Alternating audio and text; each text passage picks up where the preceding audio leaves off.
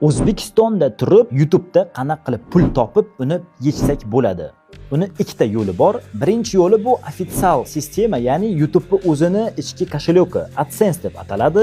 AdSense'dan siz o'zbekcha bankdan shot ochib, uni YouTube'ga ulab qo'ysangiz, sizning pullaringiz YouTube'dan o'zbekcha bankka tushadi va uningiz plastik kartaga tushadi. Bunaqasiga pul yechsak bo'ladi.